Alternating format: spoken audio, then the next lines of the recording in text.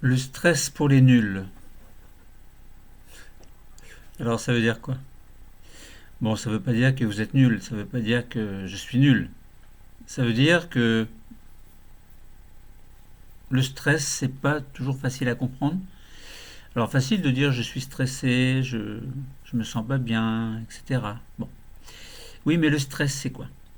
Alors j'en ai déjà parlé dans d'autres cours, hein, mais aujourd'hui je voudrais affiner un petit peu plus parce que je sais que quelques-uns parmi vous n'ont pas tout compris.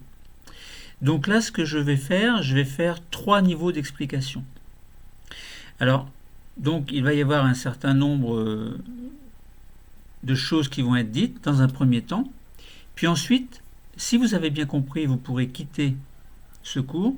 Si vous n'avez pas trop compris, je vous invite à écouter le deuxième niveau d'explication.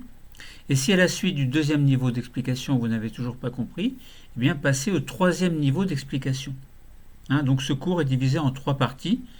Bon, je ne fais pas trois cours séparés. Hein, je vous laisse le loisir de savoir à quel moment il faut changer, enfin il faut s'arrêter ou si vous voulez continuer. Vous pouvez aussi commencer par le milieu ou voire commencer par le dernier tiers. Bon, il faut trouver où c'est. Hein. Donc aujourd'hui, il s'agit de comprendre en quoi le contrôle du taux sanguin de cortisol et la résilience permettent de comprendre ce que c'est que l'état de stress, en fait. Et comment également, une fois que l'agent stresseur n'existe plus, eh bien, comment est-ce que l'on peut retrouver notre état normal? Comment c'est possible? Ce que l'on appelle la résilience, c'est-à-dire revenir à l'état, dans l'état, ou vers l'état dans lequel nous étions avant que l'agent stresseur nous ait vraiment stressé, ou mis en tout cas dans un état de stress. Donc il faut bien distinguer l'agent stresseur du stress aigu ou chronique. Bon, le chronique, on n'en parlera pas aujourd'hui. Là, il s'agit essentiellement de comprendre le stress aigu, mais en détaillant, en essayant de bien comprendre pour que lorsque vous aurez quitté ce cours, ce soit clair dans votre tête.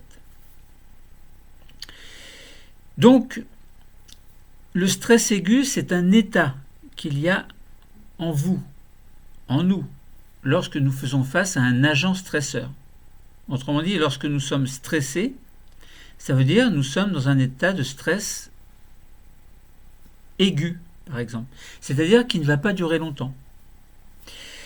Donc, on va essayer de comprendre donc, ce contrôle du taux sanguin de cortisol qui va nous permettre de comprendre une partie de ce stress aigu, puisque la première partie concerne l'adrénaline qui va être sécrétée, mais ensuite, avec un petit retard, il y aura le cortisol qui sera sécrété également.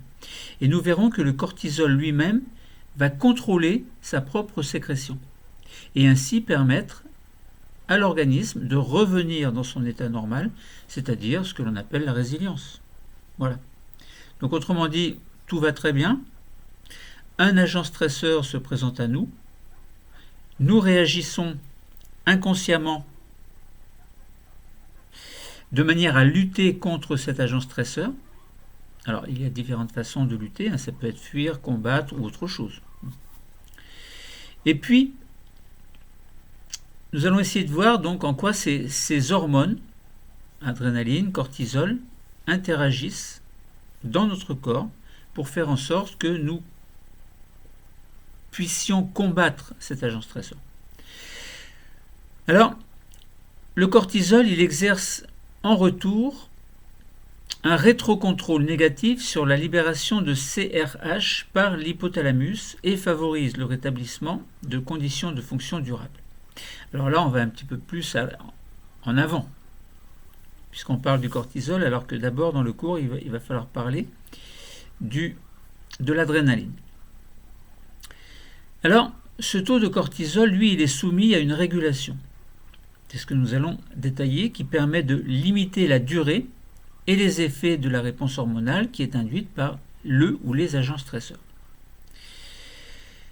Donc, on va essayer de montrer que la résilience lorsqu'il y a un stress aigu, donc après le stress aigu, il est obtenu grâce à un système de régulation par rétrocontrôle négatif du taux sanguin de cortisol.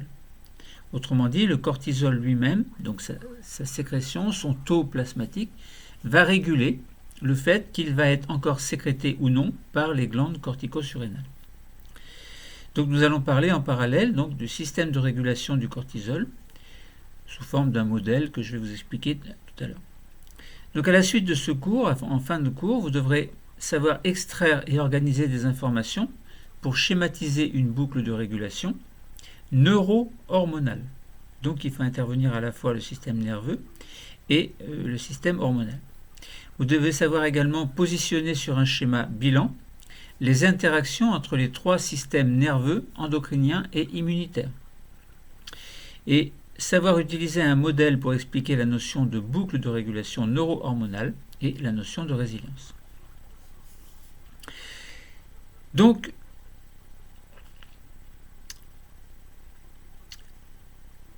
ce qui fait suite à l'étude de la libération accrue de cortisol sous l'influence d'un agent stresseur, va nous permettre de comprendre comment l'organisme va retrouver un état normal, c'est-à-dire faire preuve de résilience. Alors pour ça, nous allons voir d'abord un modèle simple de régulation, du système de régulation dans le cas général, puis approprié au cas du stress aigu. Nous allons parler évidemment de résilience, qui va être un retour à l'état normal suite à l'état de stress. Et puis nous allons voir donc que le rétrocontrôle du cortisol sur l'hypothalamus est dû au cortisol lui-même. Enfin, le cortisol lui-même va intervenir. Donc, essayons de commencer par essayons de comprendre donc ce modèle de régulation circulaire. Et nous allons essayer de mettre en évidence et de définir, pour essayer de mettre en évidence et définir la notion de rétroaction négative. Alors, quand on parle de régulation dans l'organisme, donc on parle d'un modèle de système régulé, c'est un ensemble de mécanismes capables de maintenir une variable à une valeur constante en compensant les modifications de cette variable par des effets inverses de ceux de la variation d'origine. Donc là, on va comprendre donc ce modèle circulaire qui permet de bien mettre en évidence la notion de rétroaction, c'est-à-dire que la valeur corrigée de la variable est réintroduite dans le système. Donc, je vous répète la définition du système de régulation. C'est un ensemble de processus capables de maintenir une variable biologique à une valeur de référence en compensant négativement ces variations à la hausse et en compensant positivement ces variations à la baisse. On parle de boucle de régulation. Par exemple, dans le sang, la valeur de référence d'une hormone est en permanence perturbée. C'est le cas du cortisol, dont il faut réguler sa variable pour la ramener à sa valeur de référence. Si le cortisol est sécrété en excès, sa valeur biologique va augmenter. S'il est dégradé ou fixé sur des cellules cibles, sa valeur va diminuer. Alors, que se passe-t-il au cours d'une boucle de régulation ? Eh bien, si la valeur de référence du cortisol subit une variation, celle-ci est perçue par des capteurs. Ces capteurs transmettent l'information à un centre de contrôle. Ce centre de contrôle agit sur des organes effecteurs et ces organes effecteurs ramènent le taux sanguin de cortisol à sa valeur de référence. Au cours de cette boucle de régulation, la valeur de la variable corrigée est réinsérée dans le système de régulation. Ce retour constituant un rétrocontrôle négatif. Mais que se passe-t-il dans le cas de la régulation du stress aigu et du retour à la résilience? Puisque là, on a parlé de boucle de régulation dans le cas général. Mais si on applique cette boucle de régulation au cas du stress, que se passe-t-il? Eh bien, que se passe-t-il donc dans ce cas de régulation du stress aigu et du retour à la résilience? Je répète. Premièrement, une perturbation du métabolisme s'impose suite à l'apparition d'un agent stresseur. Deuxièmement, des capteurs stimulent le centre de contrôle, l'hypothalamus, qui libère alors l'hormone CRH qui passe dans le sang de la tige pituitaire. Donc c'est du sang qui est situé entre l'hypothalamus et l'hypophyse. Troisièmement, CRH, donc l'hormone CRH, parvient à la glande hypophyse, qui est un effecteur qui sécrète alors ACTH, qui est une hormone qui passe à son tour dans le sang. Donc cette fois-ci dans la circulation systémique, c'est-à-dire dans la circulation générale. L'ACTH parvient à la glande cortico-surrénale, qui est un effecteur qui, stimulé, sécrète le cortisol qui agit dans l'organisme. Alors, nous en reparlerons évidemment. Cinquièmement, la quantité de cortisol est perturbée et donc la variable à réguler est en hausse. Lorsque la perturbation a disparu, le cortisol se fixe sur des récepteurs du complexe hypothalamo-hypophysaire, ce qui a pour effet d'inhiber ce complexe hypothalamo-hypophysaire. De ce fait, moins de CRH et d'ACTH sont sécrétés et en conséquence moins les corticosurrénales sécrètent moins de cortisol. C'est un rétrocontrôle négatif qui permet la résilience, c'est-à-dire le retour à la normale. Donc bien comprendre que si on constate qu'il y a une hausse du cortisol, c'est parce que au cours de cette boucle de régulation, des phénomènes se sont mis en place. Il y a eu une perturbation qui a fait augmenter le taux de cortisol. Oui, mais d'où vient ce cortisol? Il vient des corticosurrénales. Mais pourquoi est-ce que les corticosurrénales ont sécrété du cortisol? Eh bien parce que l'hormone ACTH est venue se fixer sur des récepteurs de la glande corticosurrénale et l'ACTH est produite par l'hypophyse. Pourquoi est-ce que l'hypophyse a produit l'ACTH? Eh bien parce que l'hormone CRH est venue se fixer sur des récepteurs de la glande hypophysaire qui a déclenché la sécrétion d'ACTH. Et pourquoi est-ce que la CRH est venue se fixer là? Eh bien parce que l'hypothalamus a sécrété l'hormone CRH suite à des capteurs, suite à une stimulation en fait qui s'est faite au niveau du cerveau, puisque le cerveau intègre les informations qui proviennent des différents organes des sens. Donc ça veut dire que le cerveau est un déclencheur de cette boucle de régulation, mais ce sont des réactions qui sont plus ou moins stéréotypées. Alors, la résilience, c'est un retour au calme. Tout à l'heure, on a vu donc ce système de régulation à travers la boucle de régulation. Et là, on va essayer de comprendre, à travers des résultats de mesure du taux de cortisol, eh bien, comment la résilience peut permettre le retour au calme. La quantité de cortisol libérée lors d'un entretien d'embauche double avant de retrouver sa valeur initiale. C'est un exemple bien concret. Là, on a bien la notion de résilience. Si suite à l'entretien, la quantité de cortisol revient à sa valeur normale. La résilience, c'est la capacité à retrouver un équilibre après un événement exceptionnel. C'est-à-dire un événement qui nous touche, un événement qui nous perturbe. Dans le cas d'un stress, la résilience, c'est la capacité à retrouver un fonctionnement normal en réaction à un agent stresseur. Un graphique mesurant la quantité de cortisol sanguin en fonction du temps, avant et après l'influence d'un agent stresseur, a pu mettre en évidence cette résilience. Imaginons que l'agent stresseur soit un oral de baccalauréat.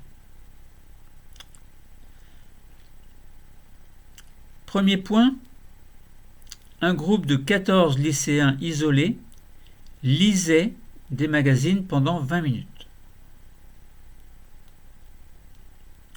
Leur taux à peu près constant de cortisol était de 6 nanomoles par litre de sang. Alors, procurez-vous le graphe des résultats de mesure du taux de cortisol, donc quantité de taux de cortisol en fonction du temps et en présence d'un agent stresseur que l'on va mettre en avant pendant un petit laps de temps. Deuxième point, vient l'entretien pendant 25 minutes. Le taux moyen de cortisol est monté à 10, puis à 11, bien que l'entretien soit terminé 10 minutes après cet entretien. Donc vous voyez qu'on est passé à l'état de repos, 6 nanomoles par litre,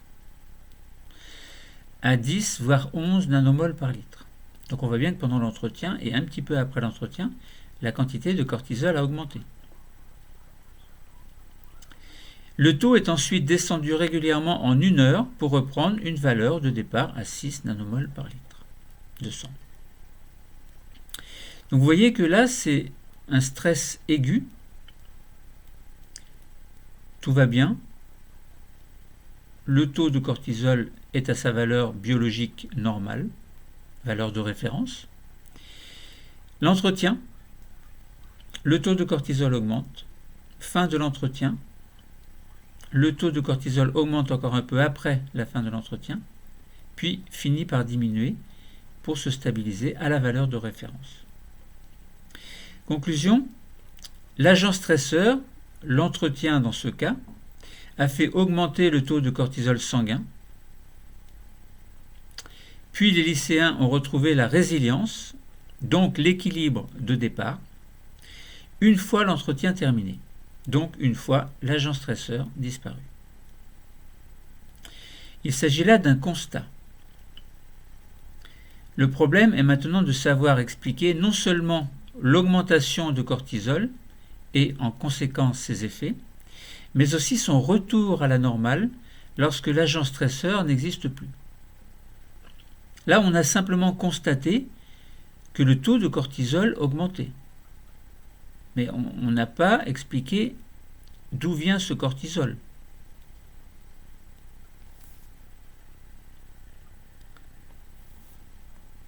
Donc là, il s'agit de montrer qu'une injection d'une grande quantité de cortisol diminue les sécrétions de CRH et d'ACTH. L'existence de récepteurs hypothalamiques situe le niveau d'action du cortisol. Alors, on va essayer de comprendre ce que ça veut dire.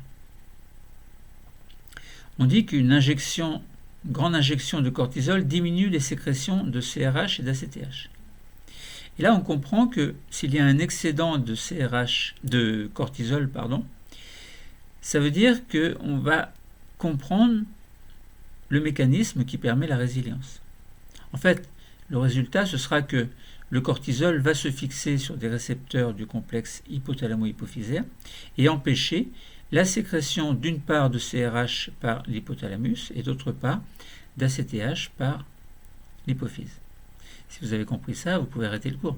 Bon, non, peut-être pas quand même.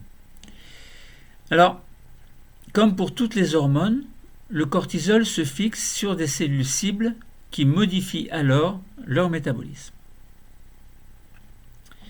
Parmi les cellules cibles, il y a des cellules hépatiques du foie et des cellules cérébrales de l'hypothalamus et de l'hippocampe, par exemple.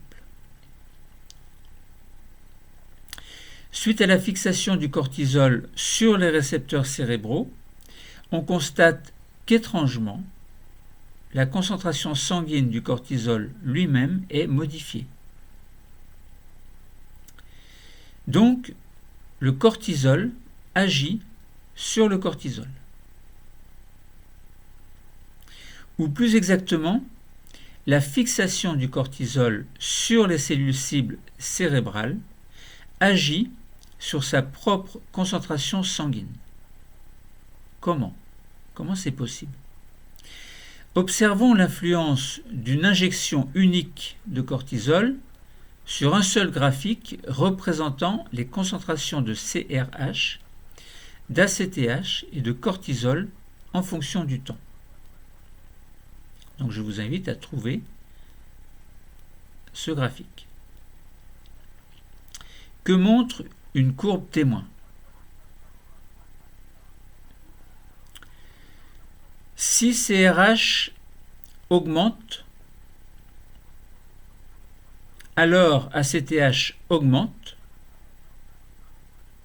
et lorsque ACTH augmente, alors le cortisol augmente. Facile à comprendre. À l'inverse, si le CRH diminue, alors ACTH diminue, et lorsque ACTH diminue, alors le cortisol diminue. Donc la sécrétion de cortisol est dépendante de la sécrétion d'ACTH, qui elle-même est dépendante de la sécrétion de CRH. Il y a donc une communication entre l'hypothalamus, l'hypophyse et les glandes corticosurrénales, puisque ces glandes sécrètent respectivement CRH, ACTH et le cortisol. Que montre la courbe lorsque le cortisol est injecté? L'injection de cortisol induit l'augmentation du cortisol sanguin, qui reste à un niveau élevé et, étrangement, CRH et ACTH ne sont plus sécrétés. Leur taux sanguin est nul. On en déduit que si le cortisol augmente par rapport à sa valeur de référence, ce cortisol inhibe la sécrétion de CRH hypothalamique et la sécrétion hypophysaire d'ACTH. Par conséquent, le cortisol en excès, du fait d'une concentration sanguine trop importante, se fixe sur les récepteurs des cellules cibles de l'hypothalamus et de l'hypophyse, ce qui annule les sécrétions de CRH et d'ACTH, et donc, en même temps, celles du cortisol par les glandes corticosurrénales. On dit que le cortisol exerce un rétrocontrôle négatif sur l'hypothalamus et sur l'hypophyse. Ainsi, le cortisol contrôle sa propre sécrétion. Selon le nombre de récepteurs ayant fixé le cortisol, il y aura une modulation des sécrétions de CRH et d'ACTH et donc une modulation de la sécrétion du cortisol par les glandes cortico-surrénales. Ce rétrocontrôle négatif, assuré par le cortisol, est un système de régulation qui permet la résilience et donc le retour à la normale. Ce système de régulation est ainsi un ensemble de processus capables de maintenir la variable biologique du cortisol à une valeur de référence en compensant négativement ces variations à la hausse et en compensant positivement ces variations à la baisse. On parle de boucle de régulation entre l'hypothalamus, l'hypophyse et les glandes cortico-surrénales. Il assure ainsi, ou plutôt cette boucle de régulation assure ainsi, la résilience. Donc n'oubliez pas que vous devez être capable d'identifier le capteur de l'hypothalamus par la présence des récepteurs du cortisol, la voie afférente au capillaire sanguin qui véhicule l'hormone CRH de l'hypothalamus à l'hypophyse, le centre de contrôle à l'hypophyse, la voie afférente à la circulation sanguine générale qui conduit l'ACTH aux glandes surrénales, et enfin, ces dernières aux effecteurs qui réduiront leur sécrétion de cortisol. Cette correction constitue évidemment un rétrocontrôle négatif. Vous n'avez pas compris ce que j'ai dit? Mais j'ai dit que vous devez être capable d'identifier le capteur de l'hypothalamus par la présence des récepteurs au cortisol. Vous devez être capable d'identifier la voie afférente au capillaire sanguin qui véhicule l'hormone CRH de l'hypothalamus à l'hypophyse. Donc au niveau de la tige pituitaire, qui est en quelque sorte un système porte. Vous devez être capable d'identifier le centre de contrôle à l'hypophyse, la voie afférente de la circulation sanguine générale qui conduit la CTH ou glande surrénale, et enfin ces dernières aux effecteurs qui réduiront leur sécrétion de cortisol. Et donc là, on a bien un rétrocontrôle négatif. Alors on peut faire un premier bilan, et si à la suite de ce premier bilan vous avez bien compris, vous pouvez arrêter le cours, sinon passer au deuxième niveau d'explication, voire le troisième qui va venir après ce laps de temps.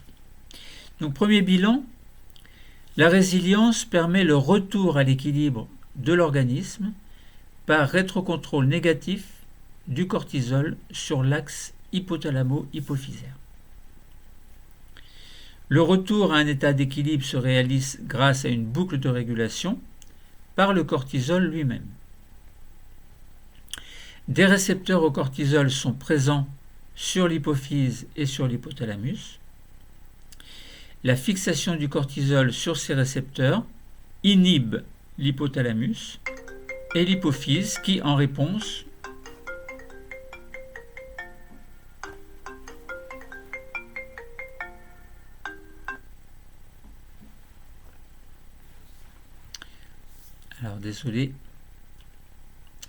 des récepteurs au cortisol sont présents sur l'hypophyse et l'hypothalamus. La fixation du cortisol sur ces récepteurs inhibe l'hypothalamus et l'hypophyse, qui, en réponse, produisent moins de CRH et d'ACTH, réduisant la production de cortisol par les glandes cortico-surrénales. Cette rétroaction négative ramène le niveau de cortisol à un niveau faible. Les réponses adaptatives disparaissent.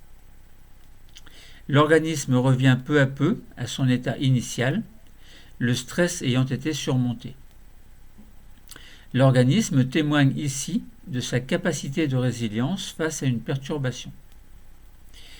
Donc bilan, le cortisol exerce en retour un rétrocontrôle négatif sur la libération de CRH par l'hypothalamus et favorise le rétablissement des conditions de fonctionnement durable. On parle de résilience, alors bien entendu, l'hypophyse est également mis en jeu. Conclusion, donc le système nerveux est impliqué dans ces mécanismes physiologiques et interagit avec les autres systèmes biologiques de l'organisme. Il s'agit d'une réponse normale de l'organisme, on parle de stress aigu. Il s'agit d'une réponse normale, donc il s'agit ce que l'on appelle le stress aigu, je répète. Ces différentes voies physiologiques sont coordonnées au sein d'un système qualifié de complexe et permettent l'adaptabilité de l'organisme. Donc, si on résume sous forme d'un schéma,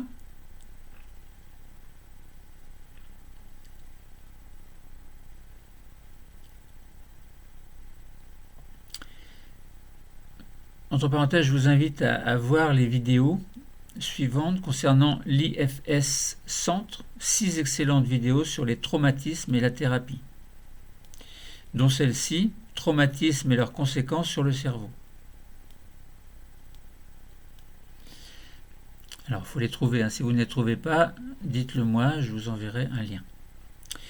Donc, si on résume sous forme de schéma, on a un agent stresseur, le cerveau intègre les informations. Quelles informations? Eh bien, les informations sensorielles. Les yeux, les oreilles, le nez, la bouche, l'odorat. Les yeux, on voit quelque chose, on voit l'agent stresseur, par exemple. Mais ça peut être un bruit aussi. Ça peut être autre chose. Donc le cerveau reçoit les informations de la part des organes des sens et va intégrer les informations, c'est-à-dire les comprendre en quelque sorte. Et donc le cortex préfrontal va intervenir en relation avec le système limbique et en relation avec l'hypothalamus. Et puis également le cortex préfrontal va intervenir sans forcément passer par le système limbique et va pouvoir aller directement pour interagir avec l'hypothalamus. Donc l'hypothalamus va sécréter l'hormone CRH qui va activer l'hypophyse qui va sécréter ACTH et donc l'ACTH va activer les corticosurrénales qui vont sécréter le cortisol qui va agir dans l'organisme en augmentant la glycémie et en inhibant le système immunitaire. Mais le système nerveux autonome peut également intervenir pour interagir sur la glande médulo-surrénale qui va sécréter alors l'adrénaline, qui va augmenter la glycémie, augmenter la fréquence cardiaque, de même que la fréquence respiratoire. Donc on a un axe hypothalamo-hypophyso-cortico-surrénalien qui intervient grâce à une communication hormonale, mais on a également, lorsqu'il y a trop de cortisol, une fixation du cortisol sur l'hypothalamus et l'hypophyse, et cette fixation va inhiber les sécrétions de CRH et d'ACTH, et donc inhiber la sécrétion de cortisol. Donc de ce fait-là, la quantité de cortisol va diminuer dans l'organisme, et on parlera de résilience, puisque le cortisol, à ce moment-là, va revenir à son état normal. Donc si vous avez compris, vous pouvez éteindre votre ordinateur, sinon vous avez un autre niveau d'explication. Si vous n'avez pas tout compris, alors écoutez ce deuxième bilan. Pour bien comprendre en quoi l'organisme se protège face à un agent stresseur, il est nécessaire d'insister sur la signification du stress aigu, de la phase d'alarme, de la phase de résistance, du rétrocontrôle négatif et de la résilience. Pourquoi parle-t-on de stress aigu? Premier point, il s'agit d'une réponse tout à fait normale lorsqu'un agent stresseur s'impose à nous. Elle est nécessaire car elle permet à l'organisme de s'adapter afin de faire face à une situation stressante. Bien que cette réponse adaptative de l'organisme soit à la fois physiologique, cognitive, émotionnelle et comportementale, elle est stéréotypée, c'est-à-dire toujours la même, avec une augmentation des fréquences cardiaques et respiratoires, une mobilisation du glucose, ainsi qu'une libération dans le sang d'adrénaline. On parle de la phase d'alarme. Et libération également dans le sang de cortisol. On parle alors de phase de résistance. Nous préciserons plus loin de quoi il s'agit. Deuxième point, face à l'agent stresseur, le système limbique est rapidement activé. Il s'agit d'une partie du système nerveux composée de l'hypothalamus, de l'amygdale hippocampe et cortex frontal. Cette activation des neurones du système limbique déclenche 2 phases de réponse successives. D'abord une phase d'alarme qui fera intervenir l'adrénaline et ensuite une phase de résistance qui intervient un petit peu plus tard, qui va concerner le cortisol. Que se passe-t-il pendant la phase d'alarme? Premier point, la médulo-surrénale libère de l'adrénaline dans le sang. Comment? Eh bien, de manière indirecte, par l'intermédiaire de relais synaptiques, les neurones hypothalamiques déclenchent l'exocytose d'adrénaline par les cellules chromaffines de la médulo-surrénale. En effet, elles sont innervées par le nerf splanchnique, dont les axones font synapse sur ces cellules. Le neuromédiateur est l'acétylcholine. Donc, suite à la fonction de ces rôles ou à l'activation des synapses, eh bien, cette activation déclenche la sécrétion d'adrénaline qui sera déversée dans le sang. L'adrénaline va se fixer sur les récepteurs périphériques spécifiques, récepteurs adrénergiques, et, deuxième point, déclencher une augmentation des rythmes cardiaques et respiratoires, de même qu'une augmentation de la glycémie qui permettra de mobiliser rapidement le glucose en vue de produire davantage d'énergie grâce à la respiration cellulaire, c'est-à-dire grâce à l'oxydation du glucose par le dioxygène, amplifiée au niveau des muscles concernés, la jambe par exemple pour fuir ou les bras pour combattre. Troisièmement, que se passe-t-il pendant la phase de résistance? Premier point. Elle est un peu plus tardive. Elle succède à la phase d'alarme qui libère l'adrénaline par la médulo-surrénale et se caractérise par la sécrétion de cortisol par la cortico-surrénale grâce donc à l'activité de l'hypothalamus et de l'hypophyse. Elle met donc en jeu l'axe hypothalamo-hypophysio-cortico-surrénalien. Deuxième point, le système limbique possède un réseau complexe de neurones. Ce réseau converge vers le noyau paraventriculaire, que l'on appelle NPV, de l'hypothalamus, qui sécrète alors la CRH. Troisième point, la sécrétion de CRH par l'hypothalamus entraîne la sécrétion d'ACTH par l'hypophyse, plus exactement par les cellules adréno-corticotropes.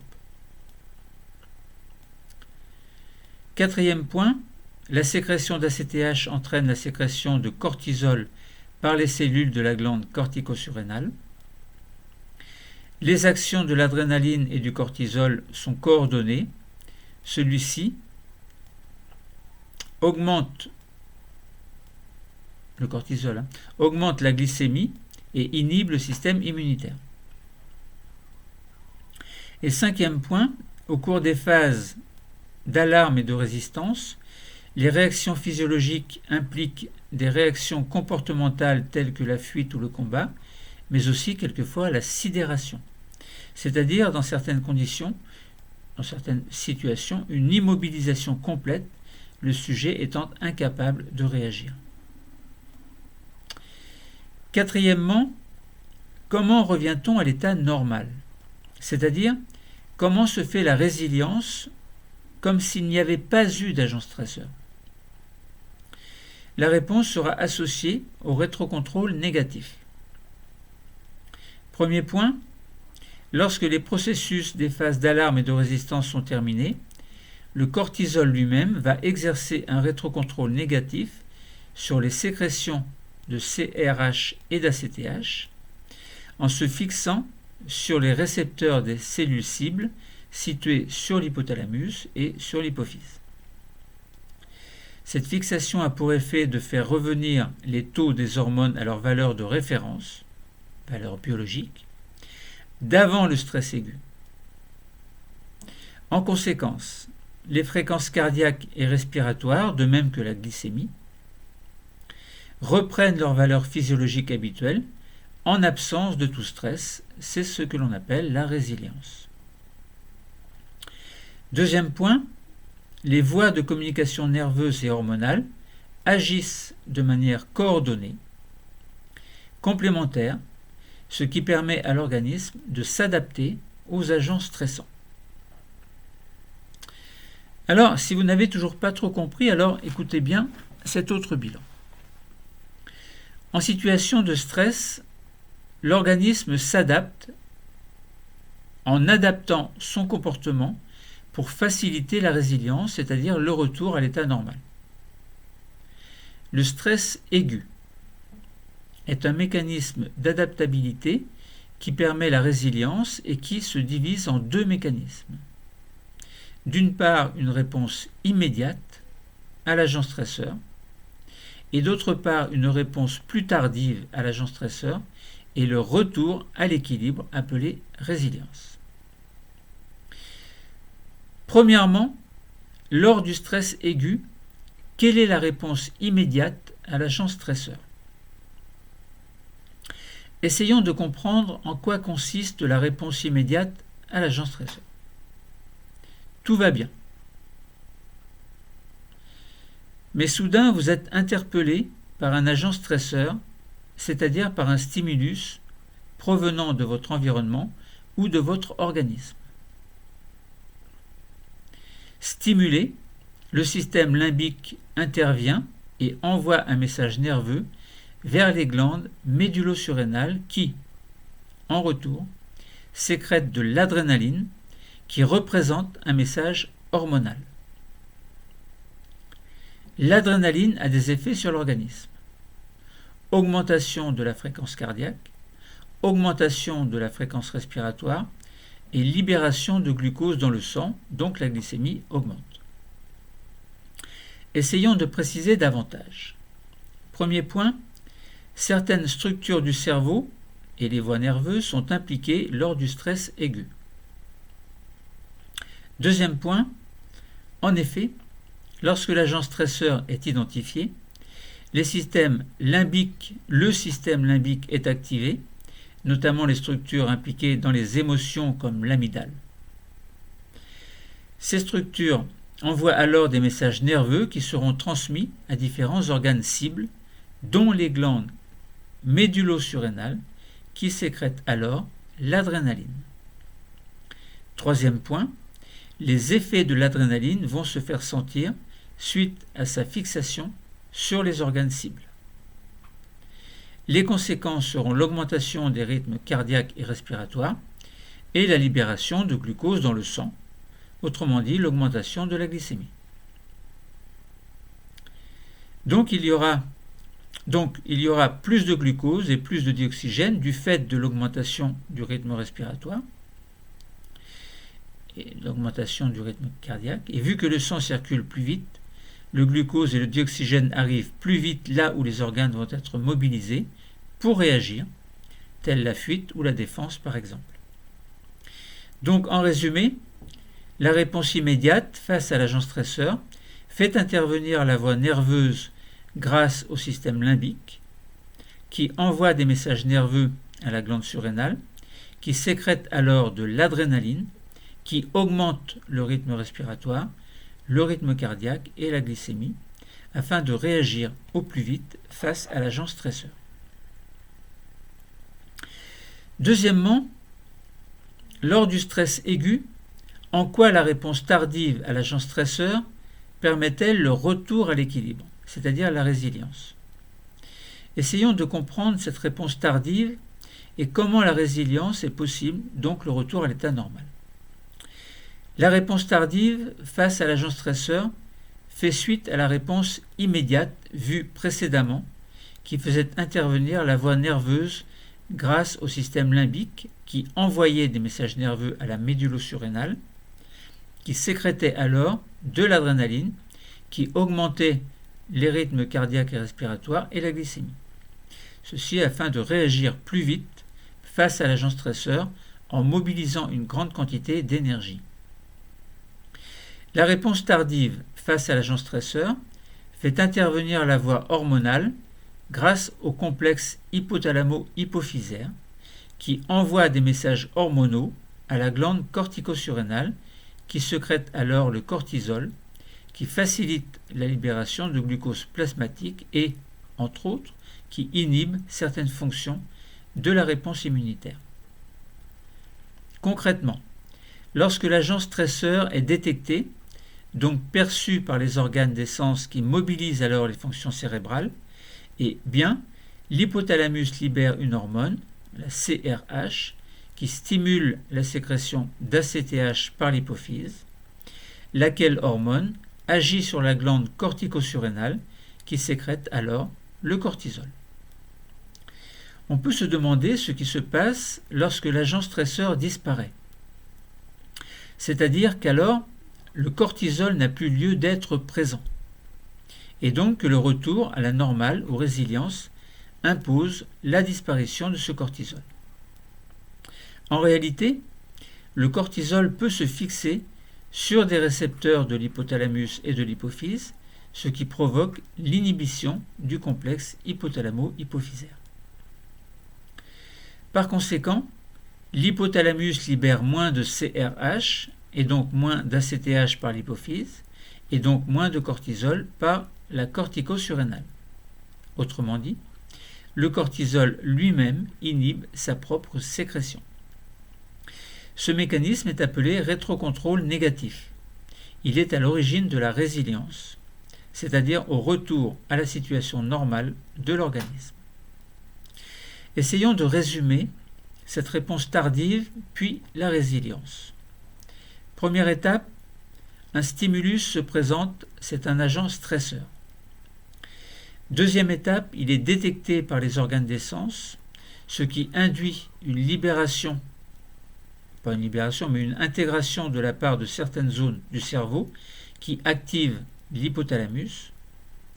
Troisième étape, l'hypothalamus envoie un message hormonal en sécrétant CRH qui passe dans le sang et va se fixer sur des récepteurs de l'hypophyse. Quatrième étape, stimulée, l'hypophyse envoie à son tour un message hormonal en sécrétant l'hormone ACTH qui passe dans le flux sanguin et va se fixer sur des récepteurs de la glande cortico-surrénale. Cinquième étape, stimulée, la cortico-surrénale envoie un message hormonal en sécrétant le cortisol qui passe dans le flux sanguin et diffuse dans l'organisme pour se fixer sur des récepteurs disséminés ici et là, une fixation qui facilite la libération de glucose dans le sang et inhibe certaines fonctions comme certains aspects de la réponse immunitaire. Sixième étape, lorsque l'agent stresseur disparaît, le cortisol n'a plus lieu d'être présent, il va inhiber sa propre sécrétion en allant se fixer sur des récepteurs de l'hypothalamus et de l'hypophyse qui, de ce fait, ne vont plus sécréter de CRH ni d'ACTH et donc ne plus diffuser de message hormonal en direction de la cortico-surrénale, ce qui elle, ne sécrétera plus de cortisol. Ce mécanisme est appelé rétrocontrôle négatif. Septième étape, l'organisme retrouve alors son état normal, c'est la résilience. Problème, si la résilience n'est pas possible, ce que nous verrons dans les prochains cours, nous parlerons de stress chronique et non plus de stress aigu. Troisièmement, reprenons l'explication de manière générale pour savoir en quoi le stress aigu est un mécanisme d'adaptabilité dont l'objectif est censé être la résilience. Essayons de comprendre en quoi le stress aigu permet cette résilience. Plaçons-nous dans un environnement normal dans lequel il n'y a aucune situation stressante. Soudain, une perturbation de l'environnement nous trouble. Cette perturbation est un stimulus appelé agent stresseur. L'organisme va mettre en place des réponses physiologiques appelées stress aigu.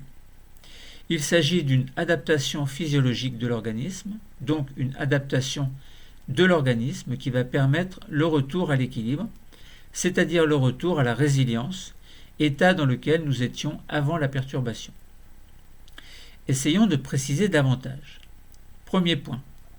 Un stress aigu est une somme de réponses dans notre corps tout à fait normale et qualifiée de ponctuelle au sein d'un organisme troublé par un stimulus de son environnement, extérieur ou intérieur, stimulus appelé agent stresseur. Un agent stresseur peut être d'origine biologique, physique, chimique ou sociale. L'origine biologique peut être une maladie, une blessure, la puberté, la ménopause, etc. L'origine physique peut être la température, la pression, le bruit, un volcan, un séisme, une catastrophe naturelle ou humaine, etc. L'origine chimique peut être le tabac, l'alcool, la drogue, les pesticides, diverses substances chimiques, etc. L'origine sociale peut être un examen, les dettes, le chômage, un entretien, un divorce, un mariage, etc. Deuxième point, la réponse à un agent stresseur se manifeste par des sécrétions d'hormones, adrénaline d'abord, puis cortisol, quelques minutes plus tard.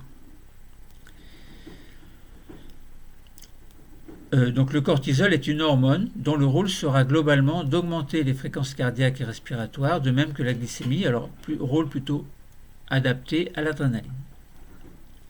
Mais le cortisol a son rôle également à jouer.